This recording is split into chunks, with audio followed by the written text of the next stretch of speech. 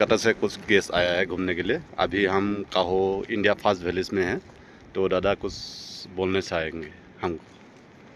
প্রথমেই তো আমি আমার সমস্ত ধন্যবাদ জানাচ্ছি ঝন্টু গগৈকে, যে রয়্যাল নিড ট্রাভেল এজেন্সি চালাচ্ছে।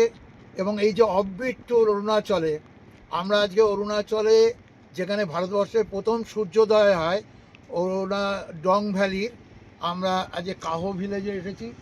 এই ডং এখন খুব বিখ্যাত হয়ে গেছে ভারতবর্ষের পর্যটক মহলে, কারণ ডংয়েই হচ্ছে ভারতবর্ষের প্রথম সূর্যোদয় হয়। সেই জায়গাটা সানরাইজ পয়েন্ট, রাস্তা থেকে প্রায় 3 ঘন্টার হাঁটা পথ। সাধারণভাবে বয়স্ক মানুষদের পক্ষে এই উচ্চতায় উঠে সেই সানরাইজ পয়েন্টে যাওয়াটা মুশকিল হয়, কিন্তু এখানে আছে কাহো গ্রাম, ভারতবর্ষের চীন সীমান্তের শেষ গ্রাম। এবং এখানকার প্রাকৃতিক সৌন্দর্য অসামান্য, অনন্য সুন্দর এই জায়গা।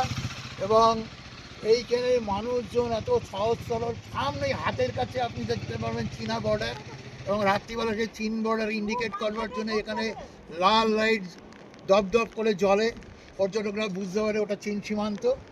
এবং এখান দিয়ে লোহিত নদী বয়ে গেছে, সেই লোহিত নদী হচ্ছে আসামে প্রবেশ করে ব্রহ্মপুত্র, যা মানস সরোবরে থেকে উৎপত্তি, এবং যেটাকে আমরা বলি সাংপো, তিব্বতে এর নাম সাংপো। এই সাংপো নদী এখানে অনেকগুলো তার শাখা নদী এসে এখানে মিলিত, জিয়াং নদী।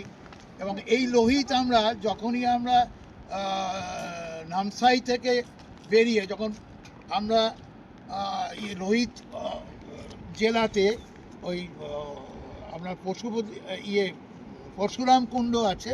পরশুরাম কুণ্ড এখানে একটা বিখ্যাত জায়গা। আমাদের পরশুরাম, আপনারা সবাই জানেন যে মাতৃ হত্যা করার পর কুঠার সেখানে কুণ্ডে নিক্ষেপ করে পিতৃ আদেশে মাতৃ হত্যা করেছিল, পুরাণের কাহিনী। পরশুরাম থেকেই আপনার শুরু হয়ে যাবে, দেখবেন পাশাপাশি একদম এই যে আসছেন ডং ভ্যালি পর্যন্ত, এখানে পাশ দিয়ে একেবারে বয়ে চলেছে আমাদের লোহিত নদী।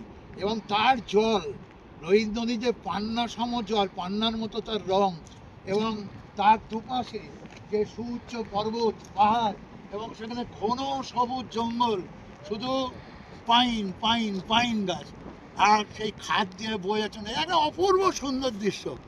এবং সেগুলো সমস্ত ঘুরিয়ে ঘুরিয়ে দেখাচ্ছে ঝন্টু আমাদের রয়্যাল নিড ট্রাভেলসে। অতুলনীয়, ও যেভাবে যত্ন নিয়ে পর্যটকদের এই সমস্ত জিনিস ঘুরিয়ে দেখায়, এবং ক্রমশ ওর চাহিদা যেভাবে বাড়ছে, তাতে আগামী দিনে ওর সঙ্গে যোগাযোগ করে এই সমস্ত অঞ্চলে আসবেন। আনিনি অতি সুন্দর জায়গা, রোয়িং, আনিনি, মেচুকা, এই সমস্ত নতুন নতুন জায়গা, এই সৌন্দর্যের খনি, অপরূপ সুন্দর সমস্ত জায়গা পর্যটকদের চোখের সামনে তুলে ধরছে ও এবং ওর ট্রাভেল এজেন্সি। এটা সত্যি পর্যটকদের পক্ষে অনেক সুবিধা। আমরা ডিব্রুগড় থেকে এসেছিলাম, এটাই ঘুরছি, এখনো অনেক জায়গা বাকি আছে। ক্রমশ আমি আপনাদের বলবো ওর সঙ্গে যোগাযোগ করবেন, ভালোভাবে ঘুরিয়ে। Thank you.